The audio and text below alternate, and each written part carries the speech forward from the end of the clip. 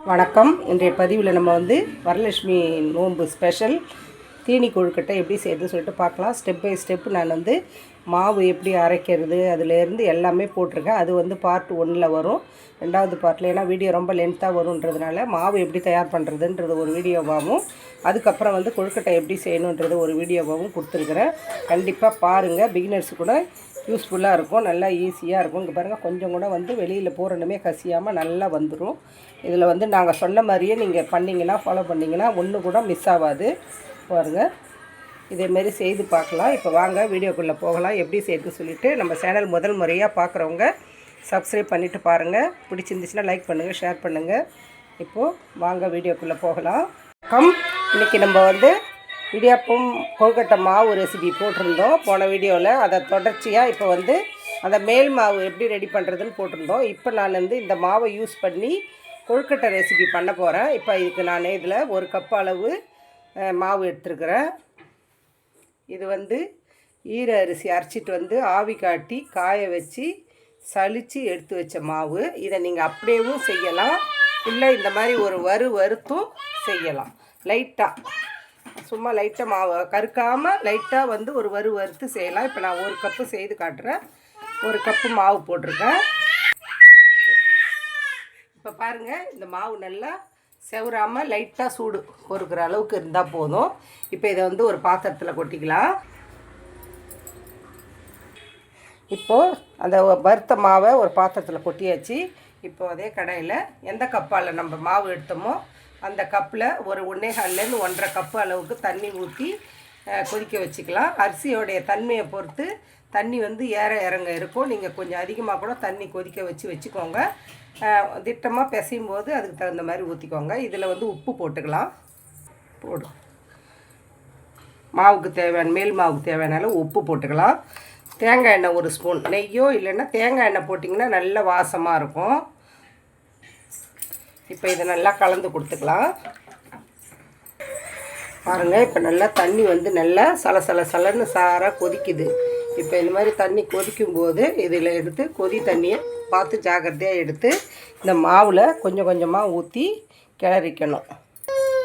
மாவு கொஞ்சமாக தண்ணி திட்டமாக 1 கப்பு தான் சேர்த்துருக்கோம்.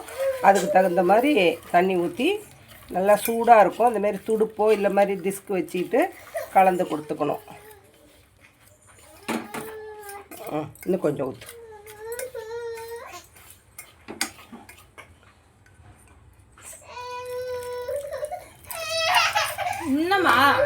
இப்போது மாவை நல்லா தண்ணி ஊற்றி கிளறி வச்சாச்சு. இப்போ கொஞ்சம் சூடாக இருக்கும், கை பொறுக்கிற சூடுக்கு ஆறட்டும். அது வரைக்கும் ஒரு தட்டு போட்டு மூடி வச்சுக்கலாம். இப்போ பாருங்கள், இப்போ இந்த நல்லா மாவு ஓரளவுக்கு ஆறி இருக்குது, சூடு ஆறி இருக்குது. இப்போ நல்லா இந்த மாதிரி கை பொறுக்கிற சூட்டுக்கு நல்லா பிசைஞ்சி எடுத்து மாவு ரெடி பண்ணிட்டோம். அதுக்கப்புறம் பூரணம் தான் ரெடி பண்ணணும். இந்த அளவு இருக்கணும்.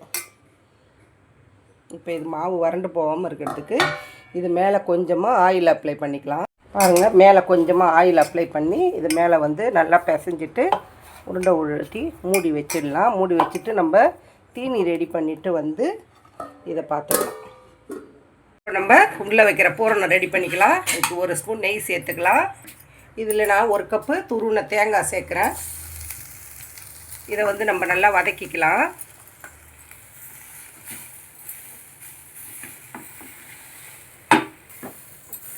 நல்லா அதில் இருக்க ஈரப்பதம் போகிற அளவுக்கு நல்லா வதக்கி எடுத்துக்கலாம். இப்போது இந்த தேங்காய் திருவல்ல 3/4 கப்பு அளவுக்கு வெல்லம் சேர்த்துக்கலாம். துருவின வெல்லமாக சேர்த்துக்கலாம். இது பியூராக மண்ணுக்கல் இல்லாத வெல்லம், அதனால் இதை அப்படியே சேர்த்துக்கிட்டேன். தூசி மண் இருக்கிற மாதிரி இருந்ததுன்னா லைட்டாக தண்ணி ஊற்றி கொஞ்சம் கரைச்சி சேர்த்துக்கோங்க. இப்போ இதில் சும்மா 1 வா தண்ணி, 1 ஸ்பூன் அளவுக்கு தண்ணி சேர்த்தா போதும். இப்போது இதில் இந்த வெல்லம் கரைஞ்சி வதங்கி இந்த தேங்காய் துருவலோட ஒன்றி வரும். 2 ஜாயிண்ட் ஆகி நல்லா நம்மளுக்கு ஒரு சேர்ந்தாப்பில் வரணும். இப்போ நல்லா வெல்லம் கரைஞ்சிடுச்சு. இப்போ நான் இதில் ஒரு 2 ஏலக்காயும் 1 ஸ்பூன் அளவு பொட்டுக்கடலையும் சேர்ந்து பொடி பண்ணி எடுத்து வச்சுருக்கேன். இது இந்த வெல்லத்தில் இருக்க எக்ஸ்ட்ரா தண்ணியெல்லாம் அப்சர்வ் பண்ணிக்கும், அதுக்காக தான். இது கொஞ்சம் ட்ரையாக இருந்து எடுத்திங்கன்னா ஆவியில் வேக வைக்கும்போது ரொம்ப கல் மாதிரி ஆகிடும். அதனால் கொஞ்சம் லிக்விடாக இருக்கிற பதத்துக்கு அடுப்பு ஆஃப் பண்ணிக்கலாம். இந்த பொட்டுக்கல்லையும் ஏலக்காயும் நம்ம பவுட்ரு பண்ணி போட்டிருக்கோம். இப்போ ஸ்டவ் ஆஃப் பண்ணிவிட்டு இதை அப்படியே ஆற விட்டுடலாம். இப்போது பூரணம் வந்து ரெடி ஆகிடுச்சு. இப்போ அடுத்தது இந்த மேல் மாவில் கொஞ்சமாக எடுத்து நம்மளுக்கு எந்த ஷேப் வேணுமோ அந்த ஷேப்புக்கு எடுத்து உருண்டை உருட்டிக்கலாம். இந்த சைஸுக்கு எடுத்து நல்லா உள்ளங்கையில் வச்சு நல்லா அழகாக உருட்டி ஒரே ஷேப்பாக எல்லா மாவும் ஒரே ஷேப்பில் இருக்கணும். அப்போ தான் நம்மளுக்கு கொழுக்கட்டை எல்லாம் ஒரே அளவில் வரும்.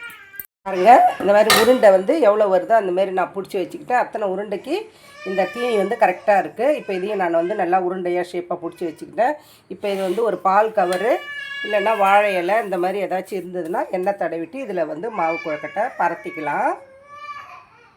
கையில் எண்ணெய் கொஞ்சமாக தொட்டுக்கோங்க. தொட்டுக்கிட்டு இப்படி நல்லா வந்து பரப்பி விட்டுக்கோங்க. இல்லைன்னா மேலே ஒரு வட்டா இது மாதிரி ஒரு ஃப்ளாட்டாக இருக்கிற பாத்திரம் வச்சு கூட நீங்கள் அதில் வந்து இந்த மாதிரி தட்டிக்கலாம். நான் எப்பயும் இந்த மாதிரி கையில் தட்டுறதுனால இதேமாரியே நான் தட்டிக்கிறேன். இப்போ இது உள்ளே வந்து ஒரு பூரணத்தை எடுத்து வச்சுக்கலாம். பாருங்கள், பூரணத்தை வச்சு இப்போ சென்டரில் வச்சு இப்படியே க்ளோஸ் பண்ணிக்கலாம். க்ளோஸ் பண்ணிவிட்டு எல்லா பக்கமும் ஈவனாக வர்ற அளவுக்கு அழுத்தி விட்டுக்கலாம். அவ்வளோதான்.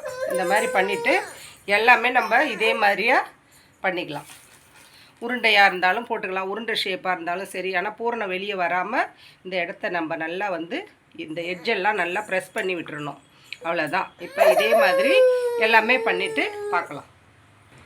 இப்போ அதே மாதிரி வந்து நீங்கள் இப்போ வந்து உள்ளங்கையில் நல்லா உருட்டிட்டு இப்போ செப்பு மாதிரி நல்லா வந்து ரவுண்டாக மோதகம் மாதிரி செய்யறதுக்கு இப்போ நிறைய டிசைன் கொழுக்கட்டை அச்சுலாம் வந்துருச்சு. இப்போ இந்த ஓரம் பாருங்கள், விரியாமலே வருது பாருங்கள்.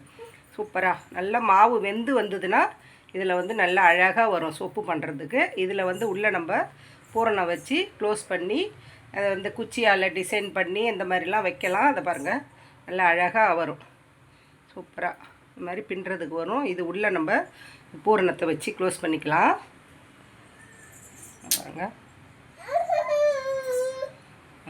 இப்படி பண்ணிவிட்டு கொஞ்சம் கொஞ்சமாக இதை வந்து க்ளோஸ் பண்ணிவிட்டு மோதக ஷேப்புக்கு ரவுண்ட் பண்ணிக்கலாம். ரவுண்ட் பண்ணிவிட்டு மேலே வந்து கூர் மாதிரி வச்சு தேங்காய் மாதிரி ஸ்டஃபிங் பிள்ளையார் இந்த மாதிரி கூட நம்ம பண்ணலாம். இந்த மனையில் இருக்கிறத கொஞ்சம் எடுத்துக்கலாம். எடுத்துட்டு அப்படி பண்ணிடலாம். இப்படியும் செய்யலாம், அந்த மாதிரியும் செய்யலாம்.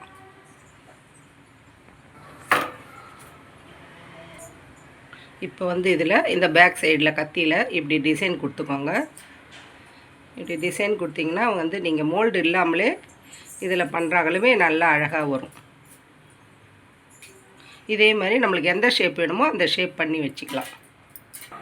இப்போ பாருங்கள், நான் இந்த மாதிரி ஷேப்பில் இது மாதிரிலாம் நான் பண்ணி வச்சுருக்கேன். இப்போ இட்லி தட்டில் அடியில் தண்ணி வச்சு இட்லி தட்டு வச்சு துணி போட்டிருக்கேன். இப்போ இந்த துணியில் நம்ம திரட்டின இந்த கொழுக்கட்டை வச்சுக்கலாம்.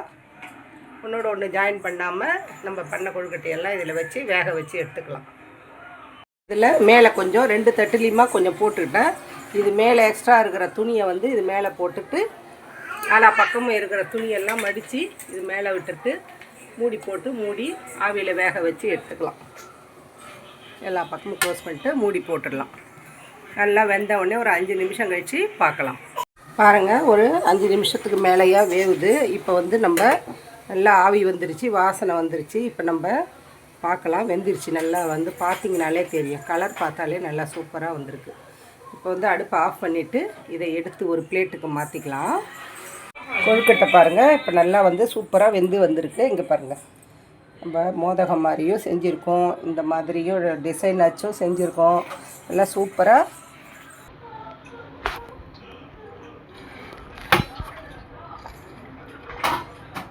பாருங்கள். நல்லா 2 சைடு எந்த பக்கமும் நம்மளுக்கு வந்து தீனி வந்து கசியவே இல்லை, வெல்லம் கசியாமல் வந்திருக்கு.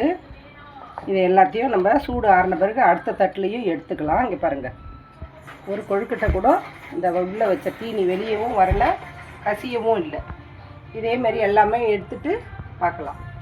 இந்த வீடியோ ரெசிபி உங்களுக்கு பிடிச்சிருக்குன்னு நினைக்கிறேன். கொழுக்கட்டை வீடியோ அர்ஜெண்ட்டாக ரொம்ப சீக்கிரம் குறுகிய காலத்தில் வரலட்சுமி நோன்பு வெள்ளிக்கிழமைன்னும் போது நாங்கள் புதன்கிழமை போடுறோம்.